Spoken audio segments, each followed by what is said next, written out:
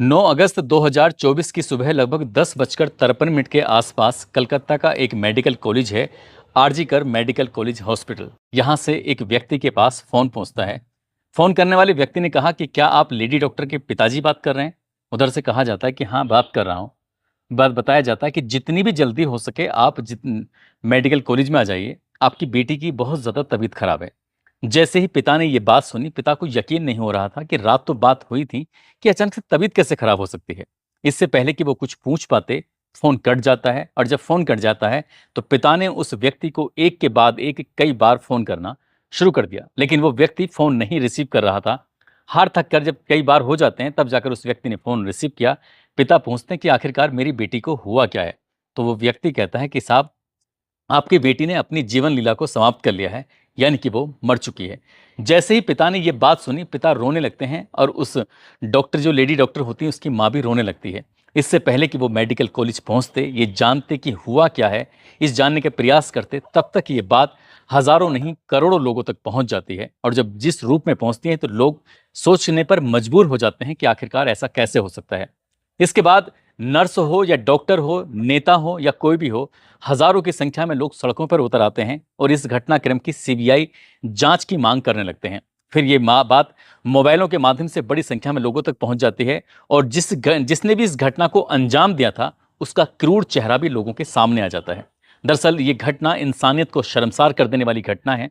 जिसने भी इस घटना के बारे में सुना, वो सोचने पर मजबूर हो जाता है कि इंसानों की शक्ल में आखिरकार ये कैसा जानवर है।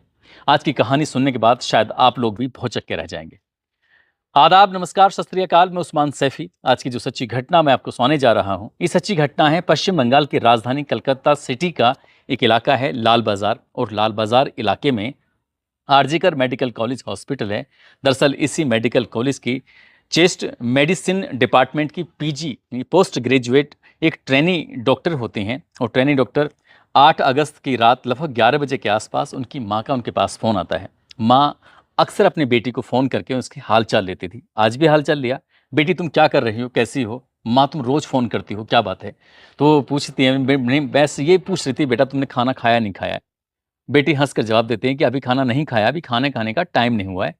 टाइम हुआ है राउंड पे जाने का, यानी कि मुझे मरीजों को देखने के लिए जाना है और मैं फ़ोन रखती हूँ। जैसे ही मुस्कुराते हुए बेटी ने फ़ोन रखा, माँ को तसल्ली हो जाती है कि बेटी उसकी ठीक है।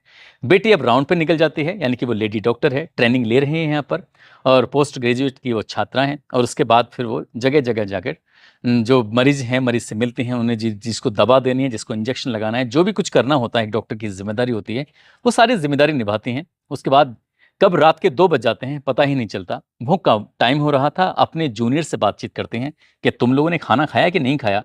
तो जूनियर कहते हैं कि जी हाँ, खाना अभी तो नहीं खाया है, साथ खाते हैं। अब वो लेडी डॉक्टर अपने जूनियर, जो 2 जूनियर होते हैं, उनके साथ बैठकर इत्मीनान से हँसते हुए, मुस्कुराते हुए खाना खाती हैं और खाना खाने के बाद कहती हैं कि मुझे थोड़ी-सी थकन सी हो रही है, मैं आराम करने के लिए जा रही हूँ। यानी कि चौथी मंजिल पर सेमिनार हॉल है, वो लेडी डॉक्टर वहाँ पर आराम करने के लिए चली जाती हैं।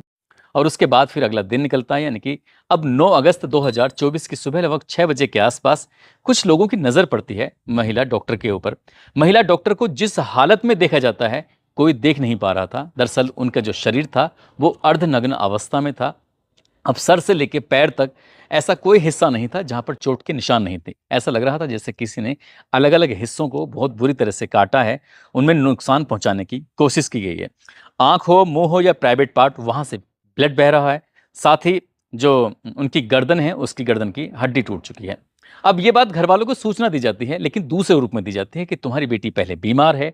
उसके बाद घरवाले परेशान हो जाते हैं, तो फिर उनसे बताया जाता है कि तुम्हारी बेटी की ने अपनी जीवन लीला को समाप्त कर लिया, यानी कि वो मर चुकी है। लेकिन घरवालों को यकीन नहीं हो रहा था कि रात 11 बजे बातचीत हुई थी, आखिरकार वो बेटी कैसे मर सकती है। अब ये बात हॉस्पिटल से डॉक्टर के पास पहुंचती है, नर्स के पास पहुंचती है। जैसे-जैसे ये घटना की बात लोगों तक पहुंच रही थी, लोगों में उबाल फैलने लगता है, गुस्सा आने लगता है। अब उसके बाद डॉक्टर हों या नर्स हों, सब ये धरना प्रदर्शन शुरू कर देते हैं। बात बीजेपी के नेताओं तक पहुंचती है, तो बीजेपी के नेता भी सड़क पर उतर आते हैं, कहते हैं कि इस मामले को दबाने का प्रयास किया गया था। कहीं न कहीं पुलिस की जो भूमिका वो सही नहीं है, मेडिकल प्रशासन की भूमिका वो सही नहीं है और इस तरह से इस मामले को दबाने का, यानी कि सरकार पर भी उँगलियाँ उठाई जाती है। ममता बनर्जी की सरकार चल रही है, उन पर भी उँगली उठाई जाती है कि इस मामले को दबाने का प्रयास किया गया था, इसकी सीबीआई जाँच होनी चाहिए। अब इस पुलिस ने आनन-फानन नहीं घर वालों को बुलवाया। पिता ने अपनी बेटी को जो अर्धनग्न अवस्था में देखा तो पिता रो-रो कर उनका बुरा हाल हो जाता है। बस अब हर किसी की ज़ुबान पर एक ही बात थी कि आखिरकार लेडी डॉक्टर जिसका इतना अच्छा स्वभाव है, 31 साल की जिसकी उम्र है, सभी के साथ इतने प्रिय स्वभाव के साथ वो बात करती हैं, मदद करती हैं, आखिरकार उनको कौन इस तरह से मारेगा? कौन इनका बलात्कार करेगा? कौन इनके शरीर के हर एक हिस्से को अपने दाँतों से काटेगा? कौन इसकी गर्दन की हड्डी तोड़ेगा? कौन हो सकता है वो दरिंदा? हर किसी की ज़ुबान पर वो एक ही सवाल था। पुलिस ने लाश को कब्जे में लिया, पोस्टमार्टम के लिए भेजा। पोस्टमार्टम के बाद रिपोर्ट आती है। अब ये रिपोर्ट, इस कहानी जब सोशल मीडिया के माध्यम से लोगों में वायरल होती है तो लोगों में उबाल हो फैल जाता है। अब लोग कलकत्ता की सड़कों पर उतरने लगते हैं और हर किसी की बस एक ही मकसद था कि आखिरकार इस घटनाक्रम का जितनी जल्दी हो सके खुलासा होना चाहिए। ज़्यादातर लोगों ने फांसी की सज़ा की मांग भी करने लगे। अब जब दबाव बढ़ने लगता है, अब चाहे केंद्र सरकार से हो या अलग-अलग राज्यों से हो, जहाँ देखो वहाँ से दबाव बढ़ना शुरू हो जाता है, तो ममता बनर्जी भी कहने लगती हैं कि हाँ, इसे फांसी होनी चाहिए, लेकिन मैं फांसी के पक्षधर नहीं हूँ। लेकिन जिस तरह की घिनौनी ये गंदा कृत्य किया गया है, इसमें इसे बड़ी से बड़ा सज़ा मिलनी चाहिए और हम सज़ा दिलाने की पक्षधर हैं। अब चाहे सीबीआई जाँच करो या कुछ भी करो, हालाँकि एसआईटी का गठन कर दिया गया था। अब एसआईटी पर कहीं न कहीं इतना प्रेशर था कि इस मामले की जाँच पड़ताल तो करनी ही थी। बारीक से बारीक चीज़ को देखा गया और जब बारीक से बारीक चीज़ को देखा गया तो एक समान एसआईटी के हाथ लग जाता है।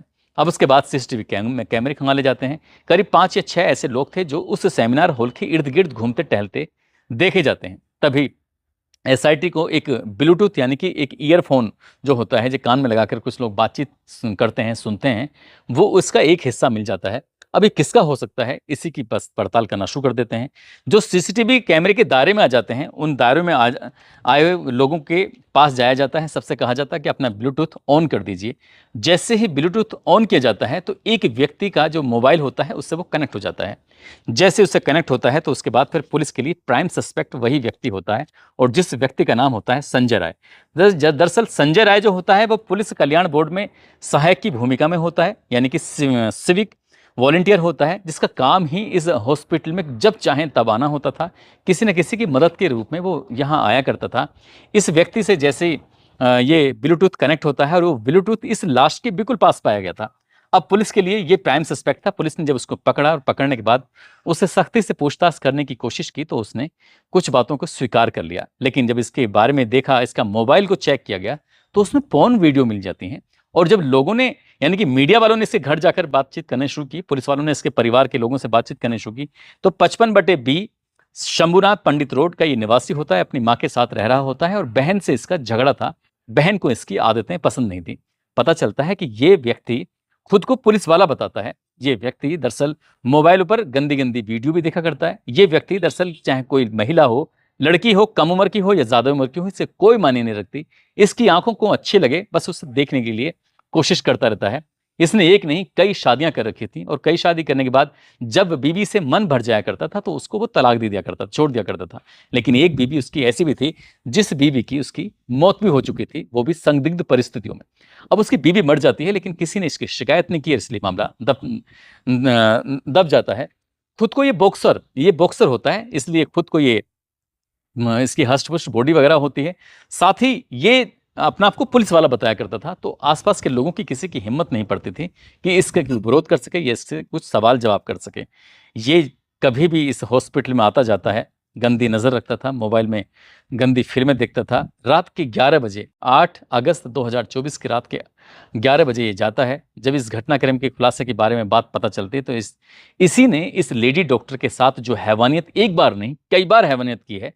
लेकिन एक अखबार, ये जो वेब पोर्टल होता है, मीडिया रिपोर्ट होती है, वो ये छापते हैं कि पहले तो ये हत्या करता है, पहले तो उसको मारता है, बहुत बुरी तरह से यातनाएँ देता है और यातनाएँ देने के बाद जिस सेमिनार हॉल में, शायद सेमिनार हॉल में उस लड़की ने, उस डॉक्टर ने चीखने-चिल्लाने की कोशिश भी की होगी, लेकिन आजकल जिस तरह के सेमिनार हॉल बनाए जाते हैं, वो साउंड प्रूफ होते हैं। उस महिला ने चिल्लाने की कोशिश की होगी, अपील की होगी बचाने की, लेकिन वो आवाज़ें उस सेमिनार हॉल से बाहर जा ही नहीं पा रही होंगी, जिसकी वजह से किसी को पता ही नहीं चल पाया और वो उसके साथ वो गंदे पे गंदा काम करता चला जाता है। उसके होठों को काटता है, उसके शरीर के हिस्सों को काटता है, चाहे वो सर से लेके पैर तक अलग-अलग हिस्सों को काट कर उन्हें नुकसान पहुँचाने की कोशिश कर रहा था। जब थक जाता है तो गला घोंट उसकी हत्या कर देता है। मीडिया रिपोर्ट ये भी कहती है कि पहले उसने उसको मारा, फिर उसके बाद उसने उसके साथ रेप किया था। एक बार नहीं, कई बार किया था। हालाँकि पुलिस ने इसके खिलाफ भारतीय न्याय संहिता की धारा 64 जो कि दुष्कर्म की धारा लगती है, और भारतीय न्याय संहिता की धारा 103 जो कि हत्या के लिए धारा लगती है। पुलिस ने इन धाराओं में मुकदमा उसके खिलाफ दर्ज कर लिया है। साथ ही कहीं और साथी तो उसके साथ नहीं थे, उनकी भी पड़ताल की जा रही है, और मेडिकल रिपोर्ट जब आएगी, ये पोस्टमार्टम रिपोर्ट जो आएगी उसके आधार पर और कितने लोग इसमें शामिल थे, कितने नहीं थे, हर एक छोटे से छोटे पहलू की जांच की जा रही है। इस व्यक्ति को जब कोर्ट में पेश किया जाता है तो कोर्ट में 23 अगस्त तक इसको पुलिस के रिमांड पर भेज दिया जाता है कि आखिरकार इसने किस तरह से घटनाक्रम को अंजाम दिया था। बताया जाता है कि ये शराब पीने का भी आदी है, और उस रात, जिस रात ये मेडिकल में आता है, उस रात भी इसने शराब पी हुई थी, और मेडिकल में कहीं भी घूमने की इसको इसलिए परमिशन थी क्योंकि ये पुलिस कल्याण बोर्ड में सहायक की भूमिका, यानी कि सिर्फ वॉलेंटियर की ग्रुप में भूमिका में था, इसलिए कोई रोक नहीं टोक नहीं। और इसने जिस तरह की घटना को अंजाम दिया है, उस घटना की गूंज करोड़ों मोबाइलों के माध्यम से करोड़ों लोगों तक पहुंच जाती है कि एक लेडी डॉक्टर के साथ उस व्यक्ति ने किस तरह का घिनौना कृत्य किया है। दरअसल दोस्तों, इस पूरे घटनाक्रम को सुनाने का उद्देश्य किसी को परेशान करना नहीं है, किसी का दिल दुखाना नहीं है, बल्कि आपको जागरूक करना है, आपको सचेत करना है कि किसी पर भी एकदम से भरोसा ना किया जाए। और जिस तरह से इस व्यक्ति के चाल चलन अच्छा नहीं था, तो कम से कम किसी को तो पुलिस को बताना चाहिए था। और कम से कम जो मेडिकल प्रशासन है, ये हॉस्पिटल है, उसकी भी जिम्मेदारी बनती थी कि अपनी डॉक्टरों के प्रति इस तरह से लापरवाही बिल्कुल भी नहीं होनी चाहिए थी। और ये जितने भी देश में मेडिकल कॉलेज हैं या और ऐसी जगह पर हैं जहां पर महिलाएं रात में काम करती हैं, उनकी सुरक्षा को लेकर कड़े इंतजाम होने चाहिए। अगर काश कड़े सुरक्षा के इंतजाम होते तो शायद ये इस लेडी डॉक्टर की कतई हत्या नहीं होती, और इतनी निर्मम तरीके से इतनी यातनाएं देने के बाद तो बिल्कुल भी नहीं होती। इसलिए उनकी जिम्मेदारी बनती है, खासकर महिलाओं की सुरक्षा की जिम्मेदारी बनती है। जाते जाते ये इलाहाबाद के रहने वाले हैं प्रभात पटेल, साथ ही यूसुफ खान हैं, पूजा कवि शर्मा हैं, मिट्ठू कुमार, मोहम्मद मुजाहिद आलम हैं, नदीम शेख, रेखा चौहान, जुबैर खान, अखिलेश कुमार, इमामुद्दीन सलमानी, राजवीर सिंह, श्रवण कुमार, खुर्शीद खान, सुरेंद्र कुशवाहा, किशन वर्मा, गौतम यादव, रविंद्र निषाद, राजन चौहान, मोहम्मद नौशाद, ठाकुर विवेक सिंह, मोनू बघेल, रामू यादव। आप सब लोग अपना ख्याल रखें, सुरक्षित रहें। जय हिंद, जय भारत।